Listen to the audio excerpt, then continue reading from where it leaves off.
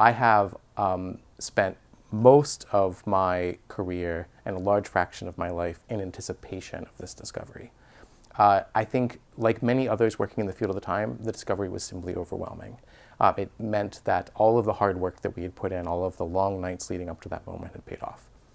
My name is Hanna, and I am a professor of physics at Penn State. LIGO is an observatory to detect ripples in space. These ripples in space, known as gravitational waves, were predicted by Einstein more than 100 years ago. And on September 14th, 2015, they were detected for the first time from the merger of two black holes more than 1 billion years ago, far, far away in our universe. Gravitational waves are a completely different way of viewing the universe. If you think of conventional astronomy, you usually think of light, just what you can see with your eyes. You look up at the night sky, you see stars, you see the moon, you may see planets, depending on the time of year and the visibility. But gravitational waves actually allow us to see the part of the universe that is dark, that is otherwise completely hidden. And it turns out the universe is mostly dark. It's full of stuff, but we can't see it with our eyes or even with other more sophisticated telescopes. So gravitational waves really open up a completely new window on our universe, and they're able to transform entirely our knowledge of the universe. Einstein predicted that gravity was actually the consequence of massive objects bending space and time. The idea is two objects bend space and other things nearby sort of have to change their trajectory to respond to the fact that space has been bent.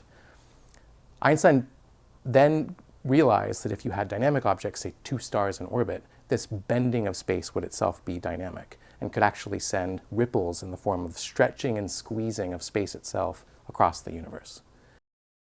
When he first calculated this prediction, he realized that this effect was going to be extremely small and almost impossible to measure. And it took scientists literally 100 years between Einstein's first prediction and the LIGO discovery to pull together the technology, the theory, the methods to be able to prove his prediction correct.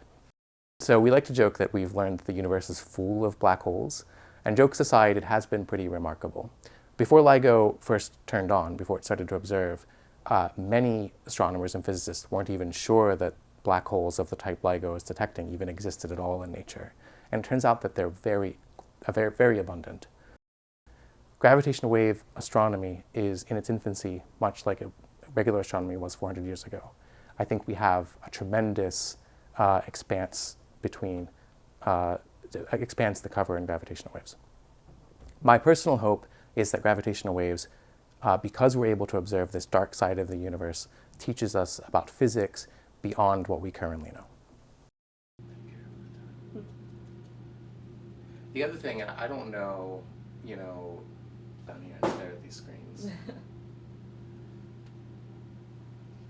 See that signal more than 3 times more clearly in the data. And this is a prediction of a field called black hole thermodynamics, which relates the area of black hole